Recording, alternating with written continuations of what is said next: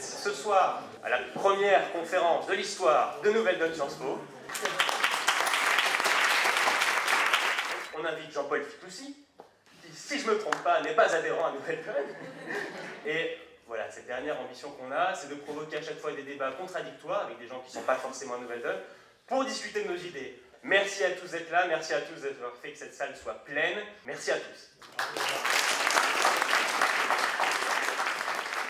Je voulais vous parler d'emploi Europe et croissance en vous disant que, parce que je lis les trois termes, que l'Europe souffre de deux maux. Le premier est un mal politique, l'absence de démocratie ou le déficit de démocratie. Le second est un mal doctrinal, la croyance que les Européens semblent avoir pour les doctrines construites aux États-Unis, mais qui ne sont jamais utilisées aux États-Unis. Les États-Unis sont passés maîtres, c'est le premier producteur de doctrines au monde, mais à usage externe seulement. Et l'Europe devient le plus grand consommateur de doctrines au monde. Alors, si vous liez le déficit de démocratie et le caractère doctrinal de la gestion européenne, vous comprenez que l'on perd un ressort fondamental de nos sociétés, qui est la possibilité de s'auto-corriger. Si vous voulez, la démocratie est une méta-institution qui a comme particularité la possibilité de s'auto-corriger. Pourquoi? Parce que si la démocratie va dans le mauvais sens, eh bien on change de gouvernement et on change de politique. C'est cela, le suffrage universel. Or, on a créé l'Europe de façon telle que cette capacité autoréparatrice a disparu. Le seul droit qui reste au peuple d'Europe, c'est de changer de gouvernement, mais pas de changer de politique. Vous pouvez passer de Sarkozy à Chirac, vous pouvez passer de Renzi, de l'État à Renzi, et vous n'obtiendrez pas un changement de politique. Vous avez parlé tout à l'heure, Pierre, de Romano Prodi. Romano Prodi avait dit, pendant qu'il était président de la Commission européenne, que le pacte de stabilité était stupide. Quand il a été Premier ministre, président du Conseil italien, il a appliqué le pacte de stabilité et tout le pacte de stabilité. François Hollande a dit qu'il ne signerait pas le traité budgétaire. Quelques jours après son élection, il l'a signé. Ça signifie que nous n'avons plus prise sur la politique. C'est une situation qui est extrêmement grave. Nous pouvons changer le journal de 20 heures, parce que nous verrons d'autres visages apparaître avec les changements de gouvernement, mais nous ne pouvons pas changer ce qu'ils font.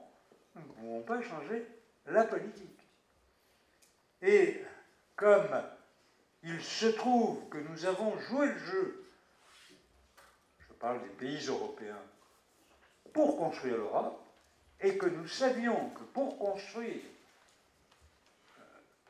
l'Europe, il fallait renoncer à certains éléments de souveraineté pour les déposer au centre de l'Europe, c'est-à-dire un gouvernement fédéral. Eh bien, nous avons accompli la première partie, mais pas la seconde. En d'autres termes, nous avons renoncé à toute souveraineté en termes de maniement des instruments de la politique économique, qui fait qu'en réalité, nos présidents ne sont pas vraiment des présidents, mais des gouverneurs de province, puisqu'ils n'ont plus le pouvoir de battre monnaie, ils n'ont plus le pouvoir budgétaire, ils n'ont plus l'instrument du change, ils n'ont plus la politique industrielle, puisque l'Europe, qui est gardienne de la concurrence, interdit la politique industrielle. La politique industrielle est vraiment interdite dans les nations européennes. Elle ne le serait pas à l'échelle européenne, mais encore faut-il qu'il y ait un gouvernement fédéral pour déterminer une telle politique. De sorte que l'Europe, enfant de l'économie, se découvre orpheline de la politique.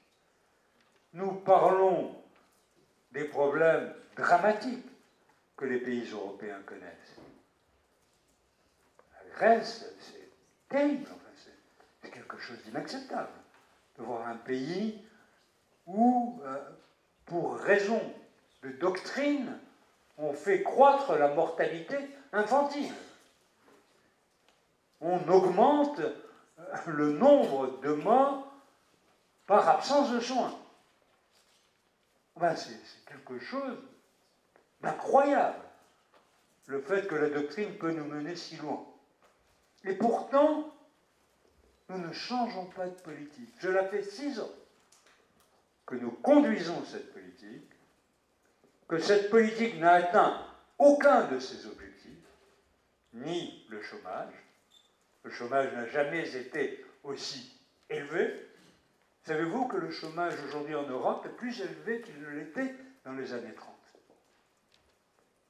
Savez-vous que la période de stagnation qu'a connue l'Europe depuis la crise financière est une période plus longue que celle de la stagnation des années 30. Nous n'avons pas de croissance. Nous avons donc un chômage considérable. Et en plus, nous sommes au bord de la déflation. C'est-à-dire nous n'atteignons même pas l'objectif dont nous pensions qu'il était à notre portée, l'objectif d'inflation. Nous sommes en situation de déflation. Et de surcroît,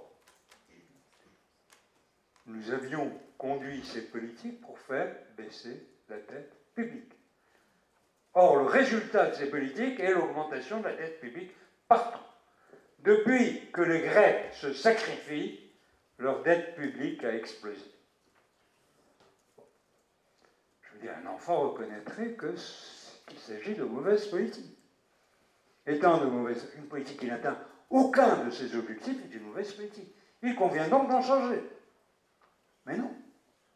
Quand un gouvernement pense pouvoir le faire, comme le gouvernement grec, il est rappelé à l'ordre, et je ne sais ce qui va se produire dans les mois qui viennent, mais je suis réellement inquiet. Car aujourd'hui, l'Europe est questionnée par la démocratie. Va-t-elle mettre la technocratie au-dessus de la démocratie? C'est la question qui se pose. Va-t-elle mettre la doctrine au-dessus de la démocratie? Et le cas grec est emblématique du choix que nous allons faire. Alors qu'en réalité, nous savons qu'il est possible de sortir de la situation dans laquelle nous nous trouvons. Il existe plusieurs types d'instruments. Pierre en a fait référence à certains, mais nous pouvons parfaitement nous endetter encore si nous savons que l'investissement que nous permet l'endettement a une rentabilité supérieure au taux d'intérêt. Or, aujourd'hui, ce n'est pas difficile. Le taux d'intérêt est de 0. Et nous avons des opportunités d'investissement absolument considérables, comme j'ai dit tout à l'heure. L'éducation, la santé, la protection. La société. S'occuper de la société et donc de l'âge, du fait que nous soyons dans des sociétés vieillissantes. Nous devons changer de logiciel et pour changer de logiciel, il nous faut investir. Il nous faut investir. Cet investissement créera des emplois et surtout résoudra ce problème que je considère absolument aberrant d'avoir inversé nos valeurs en faisant passer la doctrine avant la démocratie. Quand je dis il n'y a qu'à investir, c'est ce que Tsipras dit, eh bien, on lui dit, mais vous n'avez pas d'argent pour investir. C'est pas vrai. C'est pas vrai. À 0%, on a beaucoup d'argent pour investir. Et il suffit d'ailleurs de créer la monnaie.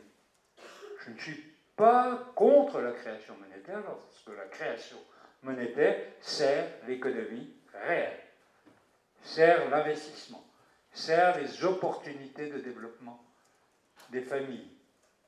Non, je ne suis pas contre.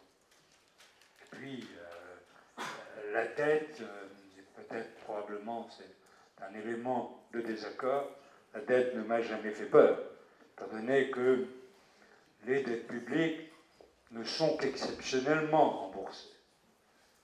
Dans le passé, elles le furent par l'inflation. Je vais montrer le graphique de l'évolution de la dette, en oubliant de dire que c'était une période où le taux d'inflation était à 10%. Alors évidemment, la dette a du mal à augmenter lorsque le taux d'inflation la rembourse de lui-même. Mais lorsque le taux d'inflation, lorsqu'on a vaincu l'inflation, on ne pouvait que faire bondir la dette. Et c'est la situation dans laquelle nous nous trouvons aujourd'hui. Nous sommes dans une situation où nous voulons réduire la dette, mais nous faisons tous tout pour la faire augmenter. Nous faisons tout pour la faire augmenter. Par exemple, la dette publique grecque en proportion de son revenu. Si on fait baisser son revenu de 25%, la dette publique en proportion du revenu va augmenter. Si on crée un taux d'inflation de 10%, un taux de déflation de 10%, eh bien la dette publique va augmenter encore. Surtout que les Grecs continuent de payer un intérêt positif. Et que nous, États européens solidaires, lui avons fait payer un intérêt positif en lui imposant des contraintes absolument considérables. Mais il ne faut pas croire que seule la Grèce a souffert. La Grèce est, disons, le cas extrême. Mais l'Espagne a énormément souffert. Mais le Portugal a énormément souffert. L'Italie a énormément souffert. La France souffre énormément. Et nous acceptons cette situation, peut-être parce que nous vivons dans des capitales où nous ne percevons plus le malheur des gens parce que le prix du mètre carré a fait que nous avons évacué des lieux où nous vivons tous ceux qui portaient les stigmates de la pauvreté.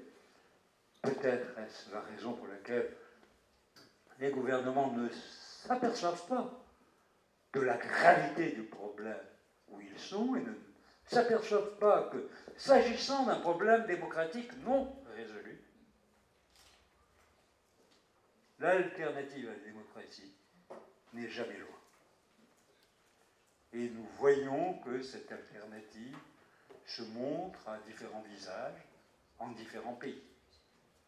En France, nous avons vu les élections d'hier, mais nous voyons en Italie monter la Ligue et monter le mouvement du comique, le 5 étoiles, 5 Stelle, le mouvement du comique. En Grèce, il y a à l'affût un parti nazi. Voilà. Si nous continuons à traiter les gens comme si leur voix ne comptait plus, alors nous aurons non seulement un problème démocratique, mais un problème économique que nous ne résoudrons jamais. Voilà, merci.